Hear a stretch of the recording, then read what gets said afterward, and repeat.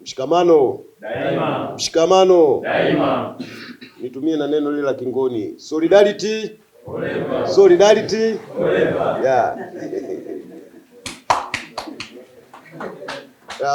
Chama cha wafanyakazi wa malori ni chama cha kisekta ambacho kiko kwenye sekta yetu ya uchukuzi, na chama hiki kilianzishwa mwaka 2013 na kilipata usajili namba 32 mwaka 2015. Baada ya kupata usajili, tulianza harakati za kutafuta wanachama. Maana yake tofauti ya vyama hivi vya kwetu huku sekta binafsi na serikalini inakuwa tofauti kidogo. Kule serikalini ukisikia shirika la reli au bandari, wao wakipata usajili wanachama wao wako sehemu moja. Vyama hivi vya kwetu huku sekta binafsi unakwenda kutafuta wanachama mahala mbalimbali. Kwa hiyo tulianza kutafuta wanachama, tukaendelea hivyo, tukapata wanachama tukiwa na ofisi moja ya Dar es Salaam, kwa maana ambapo ndio makao makuu. Baada ya hapo mwaka 2016 tulifanikiwa kufungua ofisi ya kanda ya kaskazini katika mkoa wa Arusha. Tuliendelea na jitihada hizo, hatimaye mwaka 2019 tulifungua ofisi ya nyanda za juu kusini. Ofisi iko mkoa wa Songwe, wale ambao wamebahatika kwenda njia hiyo watakuwa wanafahamu. Baada ya hapo mwaka 2021 tulifanikiwa kufungua ofisi ya kanda katika kanda ya kusini ambayo sisi tuko ndani yake, kwa maana ya mkoa wa Ruvuma. Tulifungua ofisi iko Mtwara, waliobahatika kupita nafikiri watakuwa wanafahamu, tuko opposite na kiwanda cha saruji cha Dangote. Na kwa sasa angalau tumepiga hatua kidogo. Tuna wanachama takribani 3,100 na kidogo, 119 hivi kwa hesabu ya mwaka jana. Kwa hiyo angalau tunasogea, pamoja na ugumu wa upatikanaji wa wanachama. Mheshimiwa mgeni rasmi, manake tuna changamoto kidogo kwenye hii sekta, lakini bado tumejitahidi, angalau sasa tuko kwenye idadi ya watu 3,000 na kidogo. Baada ya kupata hao wanachama, maana yake nafikiri hapa mmesikia yuko mtu wa shirikisho, mratibu wa shirikisho kwa mkoa wa Ruvuma. Niwaambie bahati mbaya sisi sio wanachama wa shirikisho, lakini tumeshaanza hatua za kujiunga na shirikisho, kwa sababu tunaamini kwenye umoja ndiko tunapata nguvu. Kwa hiyo tayari tumeshaanza taratibu. Tulikuwa tuna taratibu za kubadilisha katiba ambayo tayari tumeshaifanyia kazi. Kwa hiyo yako mambo yalikuwa mapungufu, tumeshafanyia kazi. Kwa hiyo tunaamini soon na sisi tutakuwa wanachama. Kwa hiyo naamini tutakuwa sehemu yako. Hili lilikuwa ni jambo muhimu sana, tulikuwa tunaota usiku na mchana tujiunge na shirikisho, kwa sababu tunaamini kule kwenye shirikisho ziko fursa nyingi zaidi kwetu sisi kama chama, lakini na kwa wanachama moja mmoja. Kwa heshima kubwa kabisa napenda kuwakaribisha katika hafla hii fupi na muhimu sana ya ufunguzi wa ofisi yetu ya chama cha wafanyakazi wa malori Tanzania, CHAWAMATA. Leo sisi kwetu ni siku ya kihistoria na ni siku muhimu sana, kwa sababu hatukuwahi kuwa na ofisi katika eneo hili. Ofisi hii kama walivyosema watangulizi, ofisi sio jengo peke yake. Jengo haliwezi kuwa ofisi, lakini ni alama ya umoja, sauti yetu na nguzo ya utetezi wa haki na maslahi ya wafanyakazi. Hapa ndipo tutakapopanga mikakati yetu, kwa maana ya sisi sote tulioko hapa na wengine ambao hawapo. Tuje tupange mikakati yetu hapa. Tutapokea maoni na changamoto za wanachama na kujenga mshikamano utakaolinda utu, haki na ustawi wa kila mfanyakazi. Yameelezwa mengi hapa, kwa hiyo mtaona kwamba umoja ndio unaoweza kupelekea watu kuwa na nguvu na sauti ya pamoja inayoweza kuwa na mashiko. Tukibaki mtu mmoja mmoja ni ngumu sana kudai haki. Mimi nafahamu, niliye mbele yenu mimi ni dereva wa lori kwa miaka takriban 22.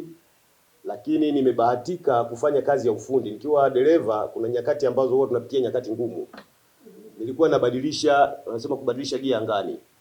Nilikuwa nahama na kwenda kwenye ufundi. Mimi ni panel beater. Kwa maana kama gari yako ina changamoto ya kunyooshwa, kupiga rangi naweza. So nimejichanganya huko kwa kipindi kirefu, nafahamu madhira tunayopitia. Na hata harakati za kuanzisha chama hiki zilitokana na hayo mazingira ambayo sisi tuliyapitia.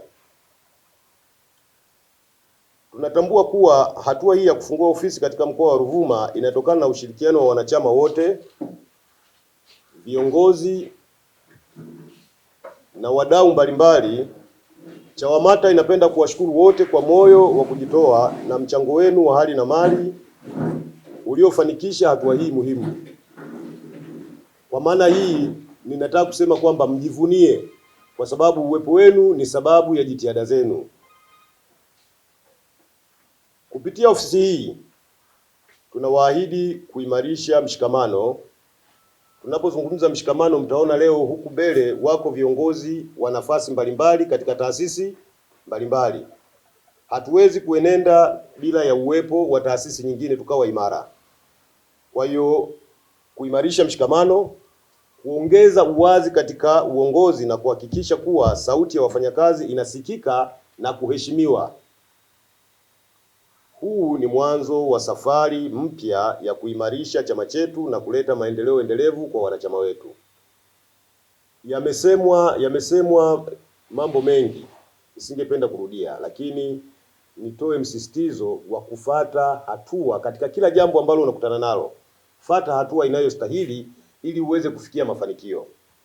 Ukiwa mwanachama wa chama cha wafanyakazi, umepata changamoto ya kiajira, inawezekana isiwe rahisi sana kumfikia afisa kazi, na inawezekana isiwe rahisi sana kwenda CMA. Nenda kwenye ofisi ya chama, eleza changamoto yako ili upate ufumbuzi wa haraka. Pamoja na kwamba iko tume ya usuluhishi na uamuzi, sisi chama huwa tunaanza kufanya usuluhishi kwa ngazi ya kwetu. Ikishindikana kusuluhishi kwa ngazi ya kwetu, ndipo tunakwenda kwa maafisa kazi tunakwenda CMA kwa ajili ya kuomba usaidizi. Kwa hiyo hapo na kwenyewe tunaenda kuanza hatua ya awali ambayo mheshimiwa ameieleza vizuri sana, hatua ya usuluhishi. Kwa nini wanasuluhisha? Mimi nilivyoelewa, sio tafsiri rasmi, kwamba wanadamu tunahitajiana. Nafikiri sote tunafahamu. Mimi yako makampuni nimefanya kazi zaidi ya mara 3, na kwenda narudi, si ndio? Sasa kama uliondoka vibaya, huwezi kupata ile fursa ya kurudi kufanya kazi eneo hilo. Na ndio maana kule kwenye tume wanaanza na usuluhishi. Kwa maana mkipata usuluhishi, mnashikana mikono, mnakwenda mnapiga mruzi, mnapiga stori mpaka mnafika. Kesho kutwa mkihitajiana, mnaweza kufanya kazi pamoja. Kwa hiyo mimi ni muumini sana wa usuluhishi kuliko uamuzi. Uamuzi unaweza kweli ukakufeva wewe, lakini je, umetengeneza nini kati yako na yule aliyeshindwa? Tayari kutakuwa na uadui. Kwa hiyo siku mkimuona Bwana Simime amekuweka wewe hapa na mwajiri wako anaanza kuwapatanisha, msimchukulie kwa dhana tofauti, kwamba jambo lile ni jambo jema ambalo linatengeneza mshikamano. Huu tunaouimba mshikamano, kwa maana kwamba sisi wafanyakazi na waajiri tunategemeana. Ni lazima kuwe kuna hali ya maelewano. Lakini pale inapofikia mahala kwamba watu hawataki usuluhishi, huko uamuzi.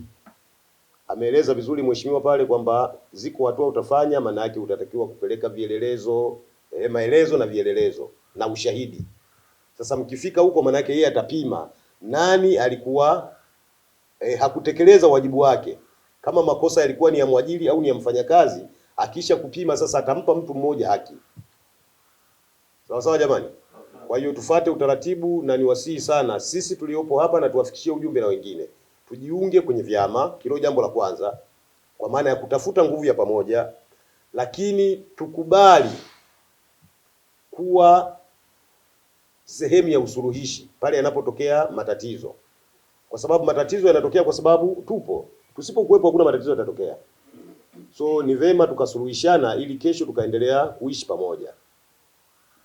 Hayo nafikiri kwa sababu mengi yameshasemwa, nafikiri ilikuwa ni mambo ya msingi ya kusisitiza, lakini niwasisitize sana kwamba hakuna namna tunaweza tukapata maslahi bila ya kuwa pamoja. Waajiri hawa wana namna huwa wanafanya kazi, lakini mwajiri tunafahamu anataka faida. Leo wewe ukienda peke yako unataka akuongeze posho ya safari, mfano ataanza kufikiria, naona huyu sasa ameshakuwa kidomodomo huyu. Sasa ili asiambukize wengine ni kumuondoa yeye, atatafuta namna yote, hata kwa kulipa fidia, ili aondoe ule ushawishi unaweza kuwa nao kwa wafanyakazi wengine wasidai haki. Lakini kupitia chama cha wafanyakazi, atakapokwenda Bwana Simime hawezi kumwachisha kazi. Tafsiri yake ni kwamba atakuwa na wazungumzia wafanyakazi, hamzungumzii mtu fulani. Na si busara kwenda kutaja jina. Sisi huwa tutaji majina. Tukishakuwa kwa jambo la wafanyakazi, tunakuja na jambo la wafanyakazi, sio mtu fulani ndo kaniletea taarifa. Kwa hiyo tutatafuta ufumbuzi wa pamoja kwa mifumo ya namna hiyo. Hilo nafikiri tuliishi sana. Tukiwa kwenye chama cha wafanyakazi, tunaweza tukapata maslahi, tunaweza tukapata haki. Na nafikiri kwa sababu katibu wangu yuko hapa wa mkoa, ataendelea kutoa elimu kwenu kwa kadri inavyowezekana. Na kwa kipindi hiki cha mwanzoni tutashirikiana. Tafika huko tutakuja kuwapa elimu zaidi kwa sababu tukio letu lina muda mchache. Lakini muhimu, lazima ufahamu kwamba kuna haki na kuna maslahi. Haki huwa inadaiwa, haki haiombwi. Ila maslahi lazima mkae muanze kujadiliana kwa sababu ile unaomba. Sawa sawa jamani? Kwa hiyo atakapokuja mkisikia mkataba wa hali bora kwamba kiongozi anakuja na mkataba wa hali bora, basi akifika tu tutapata mkataba wa hali bora. No. Ni jambo la majadiliano. Tutaanza kujadiliana, bwana tuna jambo hili, tunafikiri hapa utuongeze, pale uweke hiki, ili na sisi tuweze kupata hali nzuri kwenye maisha yetu. Niliona nisisitize hayo ili tuondoke na uelewa wa pamoja. Na baada ya kusema haya, asanteni sana kwa kunisikiliza, na Mungu wetu wa mbinguni awabariki na akibariki chama chetu na viongozi wake. Mungu ibariki Tanzania. Mshikamano daima. Mshikamano daima. Solidarity. Solidarity. Mimi naamini nyinyi miongoni lazima mjue hiyo.